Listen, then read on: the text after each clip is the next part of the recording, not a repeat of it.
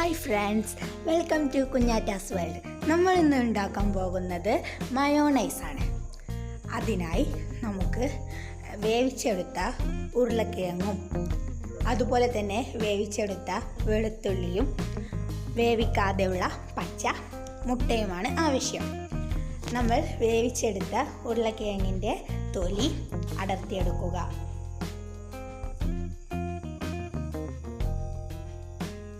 ശേഷം അത് മുറിച്ചെടുക്കുക. വീഡിയോ ഒക്കെ ആയതുകൊണ്ട് ടൈമില്ലാത്തതുകൊണ്ട് ചൂട് പോകാനൊന്നും സമയം കിട്ടിയിട്ടില്ല. നിങ്ങൾ ചെയ്യുമ്പോൾ ചൂടൊക്കെ അറിയതിന് ശേഷം ചെയ്താൽ മതി. ഇനി അതിലേക്ക് നമ്മൾ വേവിച്ചെടുത്ത വെളുത്തുള്ളി ചേർത്ത് കൊടുക്കാം. ഇനി നമ്മൾ മുട്ട പൊട്ടിച്ച് അതിലേക്ക് ചേർക്കുക. അതിൻ്റെ വെള്ളം മാത്രം ചേർക്കുകയാണ് പതിവ്. മഞ്ഞ ചേർത്താലും കുഴപ്പമില്ല. മയോണൈസിൽ ഒരു മഞ്ഞയുടെ നിറം ഉണ്ടാകും, അത്രയേ ഉള്ളൂ.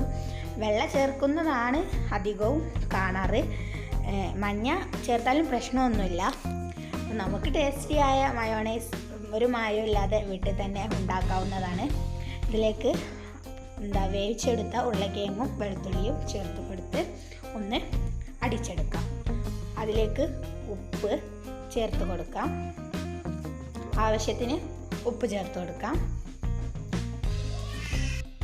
ഇതിലേക്ക് ഓയിൽ ചേർത്ത് കൊടുക്കാം.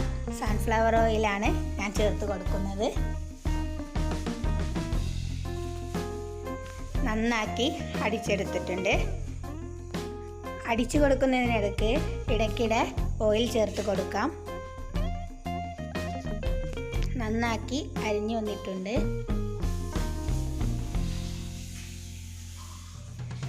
അപ്പോൾ നമ്മുടെ രുചികരമായ മയോണൈസ് റെഡി. ഒരു മായവും ഇല്ലാത്ത മയോണൈസ് നമുക്കിനി വീട്ടിൽ തന്നെ തയ്യാറാക്കാം. കടയിൽ പോയി വാങ്ങേണ്ട ഒരു ആവശ്യവുമില്ല. ഇപ്പോൾ നല്ല തിക്കായി നിൽക്കുന്നുണ്ട്. ഇതുപോലെ നിൽക്കണം. വെറും 2 മിനിറ്റിനുള്ളിൽ തയ്യാറാക്കാവുന്നതാണ്. Thank you, friends.